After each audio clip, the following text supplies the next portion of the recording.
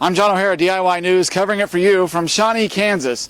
For the past 6 years, Shawnee Fitness Club has been a staple in the community, and now due to the economic downturn and the opening of a mega gym just a few miles away, Shawnee Fitness Club is closing its doors. Members are saddened as they deal with the personal loss of a gym that was just right for them. It was shocking to hear that they were closing because, I mean, it wasn't something that I felt that was going to happen, and it was like a second home. Owner Cliff Jerome is working with area health clubs that will offer Shawnee Fitness Club members discounts. Well, right now we've made an agreement with Lifetime Fitness. We've worked out a deal with them, especially for our members. I'm John O'Hara reporting for DIY News.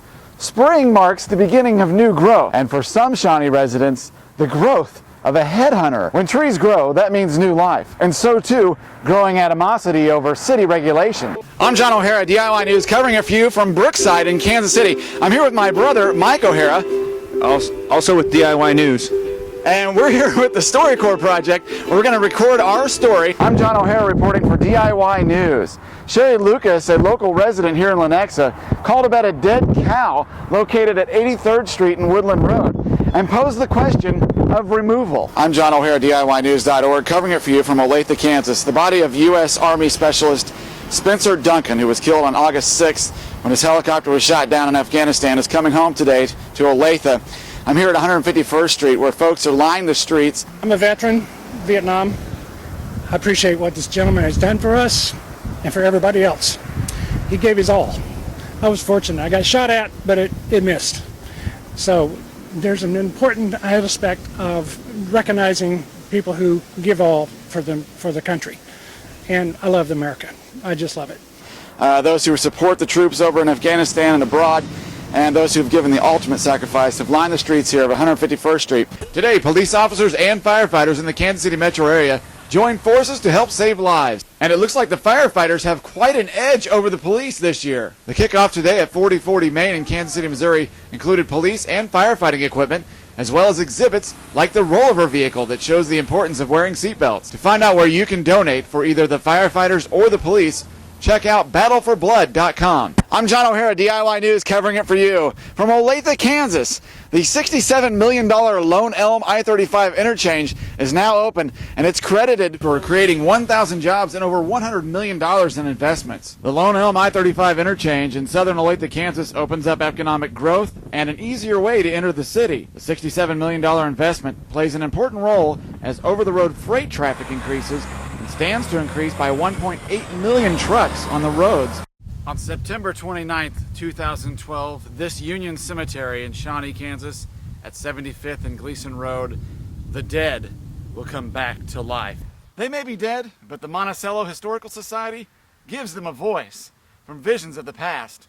I'm John O'Hara, DIYnews.org. I'm John O'Hara, DIY News, covering it for you from the Roving Imp Theater, a little-known entertainment treasure in Bonner Springs, Kansas. Well, we're here at the Roving Imp Theater. Hello, and welcome to my favorite places in Shawnee, Kansas. I'm your host, John O'Hara.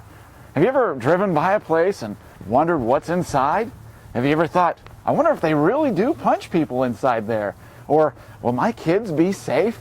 Well, today, I'm going to take you on a journey to my favorite places in Shawnee, Kansas. I'm John O'Hara, DIYnews.org. We're here at the Union Station H&R Block City Stage in Kansas City, Missouri to enjoy the Fringe Shorts fundraiser event. This evening is a performance of Fringe Shorts. It is a fundraising event for the KC Fringe Festival, which usually takes place in the summertime. I'm John O'Hara, DIY News, covering it for you from Olathe, Kansas, from what looks like to be an ordinary phone booth. Weird. What is that? It's got to be political, don't it? It's like, is that a phone booth? And I go, wait a minute, he's praying. I'm going to go by and go, cheese. Is it any coincidence that it's right across the street from the courthouse here? I'm John O'Hara, DIYnews.org.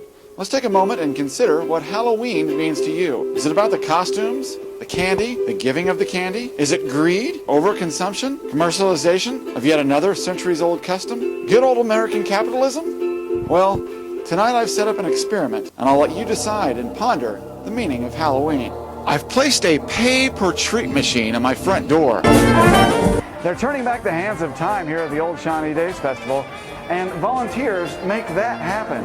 I'm John O'Hara reporting for DIY News. Hello, and welcome welcome to my favorite places in Shawnee, Kansas that I can't get to. I'm your host, John O'Hara. Here we are at 7 Highway and Johnson Drive, and as you can see, it's pretty well blocked off, and it's going to be like that for a long time. Let's go see how we can get around all this. Here we are at 47th 7 Highway. We're moving right here on 47th Street, going east. I'm John O'Hara, DIY News, covering it for you from the Johnson County Administration Building in Olathe, Kansas. Take a journey with me as we take a behind-the-scenes look at the Johnson County Radio Network. Everybody, to another episode of Blog Talk Radio. This is the Johnson County Radio Network. Deputy Tom Erickson is co-host of the Johnson County, a community-prepared radio show. Adam Crow with Emergency Management is the one who kicked this off and invited me in to be a co-host and help with the show. So now for the last several months we've been actually doing shows. We record them and podcast them as well as they are live as we do them. I'm John O'Hara reporting for DIY News. Some Kansas City Metro residents are fed up with unwanted solicitations, and some of these solicitors return time and time again. Homeowners post no soliciting signs to keep strangers from knocking on their front door for safety reasons. You can post a no soliciting sign on your front door to keep peddlers away. Some cities do not require a solicitor's permit, while others will arrest a non-permitted peddler. But all cities in the Kansas City metro area have ordinances and regulations against unwanted solicitation when signs are properly posted. DIY News took this issue to the streets, and I put myself in the shoes of an unwanted solicitor. Really, to see people's reactions and how I'm received, I feel like a door-to-door salesman. I can't imagine how hard it is for these people to go day in and day out trying to sell door-to-door. I really think that they've picked the wrong profession. It's got to be easier than this. There's got to be an answer to this. Detective Kevin Boehm of the Kansas City, Missouri Police Department explains how you can help Crime Stoppers catch these fugitives. Our program is a metro-wide program. We deal with federal, state, and local agencies on both sides of the state line. We deal with over 62 law enforcement agencies. I'm John O'Hara, DIY News, covering it for you from Lenexa, Kansas at 83rd and Gleason. We're here at the Monticello Historical Station where they have a special event coming up and they'd like you to join them. I'm John O'Hara reporting for DIY News. I'm here on the grounds of the Johnson County Courthouse where Johnson County employees have a big part and raising funds for Feed the Need. Yeah! My name is Hannes Zacharias. I'm Johnson County Manager for Johnson County, Kansas, and we're here at Feed the Need Event Day. We've been doing this activity since 1987. We try to go ahead and raise dollars and food to go and give it to our local food pantries. I'm John O'Hara, DIYnews.org. We're here at 151st Street in Olathe, Kansas, where thousands have lined the street for a community event to bring home the body of Cale Miller, Private First Class Cale Miller. Cale Miller was a 2007 graduate of Olathe Northeast High School. He was killed in a combat action in Afghanistan, and his body is being brought home today. And thousands have lined the street to pay tribute to Cale Miller, Private First Class Cale Miller in Olathe, Kansas. I'm John O'Hara reporting for DIY News from the Kansas City Fringe Festival. The KC Fringe Fest is a celebration of the arts with over 300 performances at hundreds of venues all over the metro area, with performers coming from all over the world. There's live theater, dance, performance art, visual art, spoken word, puppetry, storytelling, film, and fashion. I caught a few of the shows at the Pearl Living Room at 1818 McGee. Let's go see some shows. Hanky Panky by local playwright Vicky Vaudry deals with an issue that every human being on earth is going to have to face at some time in their life or death. I'm John O'Hara, DIY News, covering it for you. Flags are waving red, white, and blue today as the battle for blood rages on at the Community Blood Center. Hello, I'm John O'Hara, DIYnews.org, and thank you for joining us for this archery range etiquette and safety video. Today I'm going to talk to you about a few things that you're going to need before you come out to an archery range, and specifically a public archery range. O'Hara reporting for DIY News. Olathe resident Mike Melikar has had it with his neighbor's canine's habits. Well, I don't really have much of an issue with the dogs. It's what the dogs leave behind that seems to be the problem. He says he likes his neighbors, but he doesn't like the habits of his canine friends. They're coming over here to use my front yard as a bathroom. We're here at the Improv Theater down here at Zona Rosa in Kansas City, Missouri. I'm here with Devin Henderson, who has a wildly successful comedy magic show. I've always been fascinated by magic, and I've always been fascinated by mentalists. Do you think you could read my mind today? I think I can. I'm John O'Hara, DIY News, covering it for you from Kansas City, Missouri.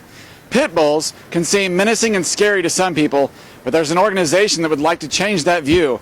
Little Darling's Pinups for Pit Bulls calendar hopes to soften your view of these pets that are often misunderstood. Vicky Marino, Vixen Pinup Photography Studios, is shooting for a part in this calendar. I had a model named Katie Olson who approached me, and she wanted to try out for the calendar. She works for Missouri Pit Bull Rescue. The Missouri Pit Bull Rescue is an organization that educates pit bull owners and helps find homes for these pets. The Little Darlings Pinup for Pit Bulls calendar is a tasteful depiction of the past. Pit bull owners transform into modern-day pinup girls, posing in retro vintage fashions to help restore the image of the pit bull breed. Most of them are like old Gil Avgren photos and like the old 20s to the 50s pinups. Girls from all over the country try out for this, and it's not only by how good the photo is, but it's by that person's community service. They really want to put people that are worthy of being in the calendar in there. Pit bulls can be kept as pets safely and legally in cities like Lenexa, Kansas. Jason Mull and his family believe this is a worthy cause, and Frankie, their American Pit Bull Terrier,